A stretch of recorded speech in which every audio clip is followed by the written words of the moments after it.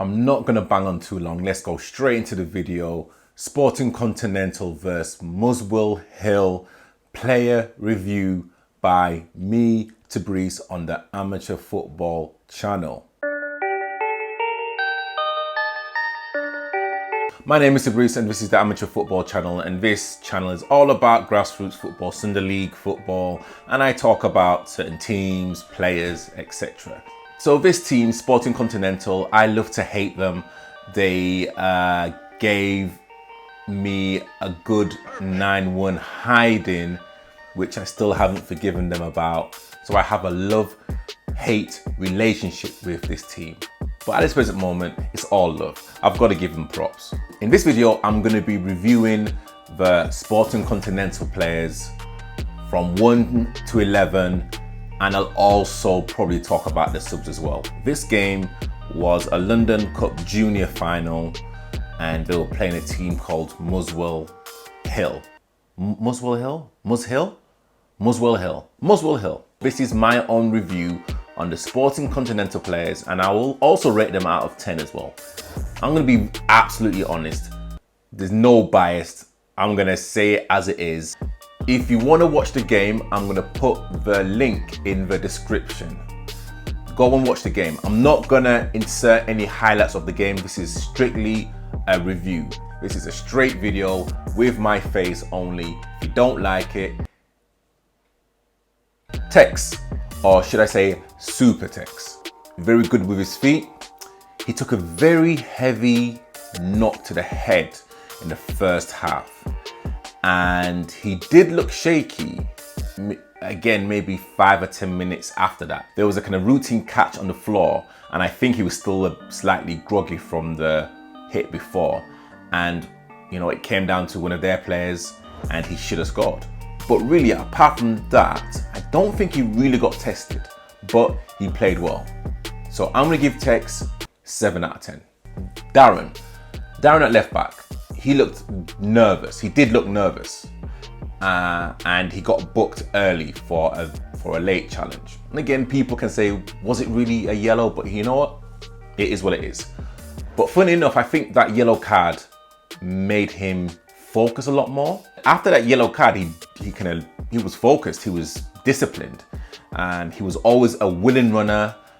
He was always an outlet, and he got a few crosses in as well. And he's right-footed, and I thought he played okay. Out of 10, I'll give Darren 7. Right back, VJ. VJ looked solid defensively. He looked very, very, very solid. He never backed down from a challenge, and that's what you need from any of your defenders, actually. Very quick, very strong. There was a couple of times where he got caught out of position, but he recovered well, and he played, honestly, like he played really, really well. And for me, a close contender for man of the match or player of the match, however you want to phrase it. I would give VJ 8 out of 10. Hugo. So Hugo played well, very vocal. He organized the back four really well. Another player that doesn't back down from a tackle or from a header and does the basics really, really well. Funny enough, that type of striker that Hugo was playing against, he was a very big and physical guy, and I think Hugo likes that. Someone who's not gonna really move that much. But again, Hugo handled him really, really well. He definitely won that battle. Definitely, 100%. Well done, Hugo. Yeah, well done.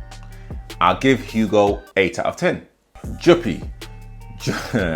My guy Juppy. So, Juppy is very comfortable on the ball. He's that ball-playing centre-back. With Juppy, the moment he kind of makes those passes and the moment he wins his first tackle, you can see the confidence just start going up and up and up, and then he's kind of at that level where nothing's gonna get past him. Juppy probably more prone to a mistake than Hugo, purely on the basis that Juppy has the ball at his feet a lot more and is prepared to play. But again, that doesn't faze him. He played well. And again, he could have managed the offensive line. Offensive line? Attackers like offensive. Am I American? He managed the attacking threat of Muswell very, very well. I'll give Juppy an 8. I'll start off with Lewis. Lewis, again, played well. Very busy player. He's always moving. He's very kind of productive and efficient with his movement. And literally every time he gets the ball, he's always looking to pass forward. That's something that I've noticed with him. Sometimes you may not see Lewis in the game, but he's always doing something. He's either tracking his man, he's kind of making a forward run that might be a dummy for someone else to actually go into that space. He's a very unassuming type of player. And I say unassuming in a positive way. I thought, again, everyone kind of needs that type of player that may not look like he's doing a lot, but if you analyze his movement and if you analyze his game, he makes everyone else play a lot better. So I give Lewis a 7.5. Damion had a good chance in the first half, but he tried to do a kind of Giroud Scorpio type of kick, which didn't really pay off. He didn't really actually get into the game. I thought he'd get into the game a lot more.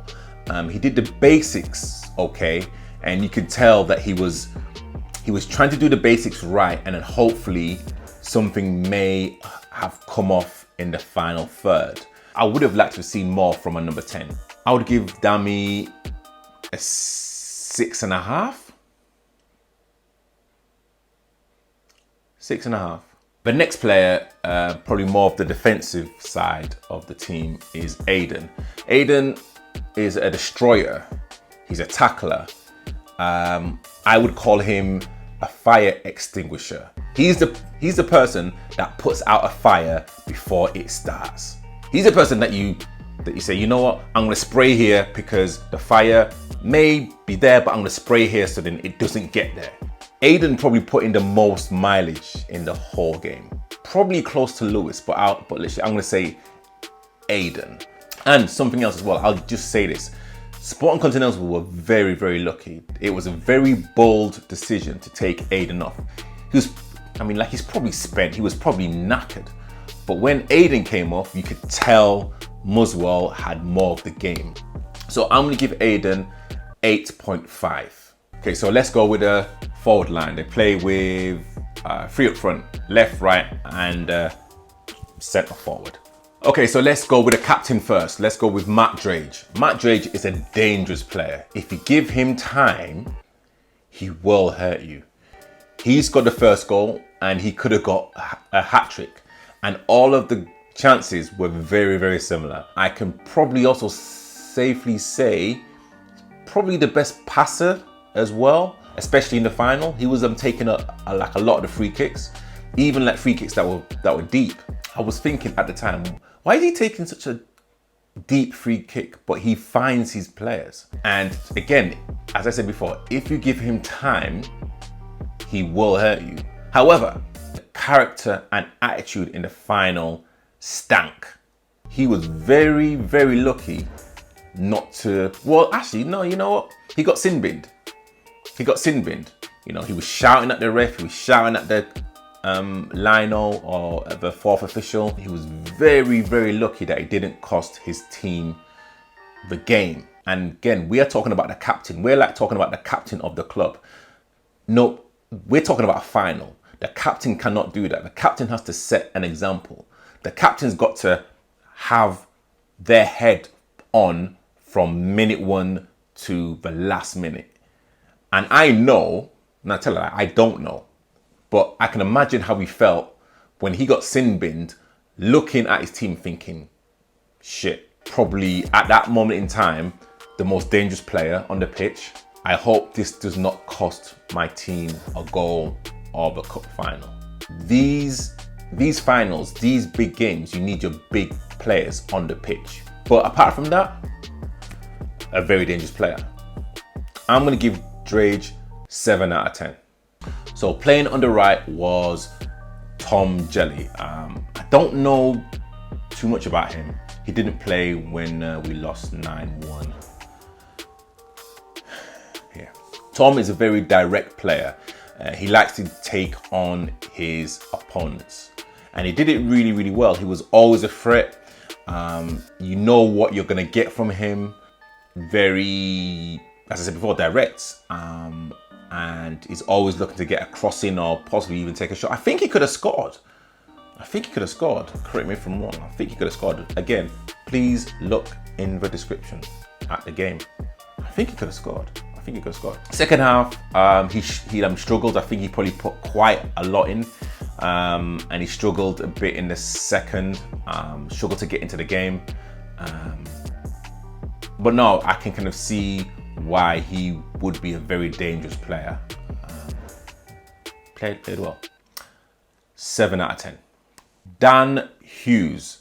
Dan Hughes is focused, energy efficient, ruthless in front of goal. He worked the channels really, really well. He took his goal really well. Having all that time at 1-0 up and to tuck it away as he did, that shows a level of calmness. Funny enough, he doesn't kind of, like, he's not almost like the figurehead of the team. But like the moment he comes alive, honestly, like the quality is there. The link-up play between Dan and Matt is almost telepathic. Like they know exactly where they're gonna go. Like it's actually really, really good to watch, and especially when you're watching it on a kind of tiered, like a tiered stadium, you actually see their like movement together. And again, as I said before, he's very, you can tell that he's played at a high level, because again, like he's very efficient with his movement. Like he's not running aimlessly. Like there's always a reason behind everything that he does. I would give Dan 8 out of 10.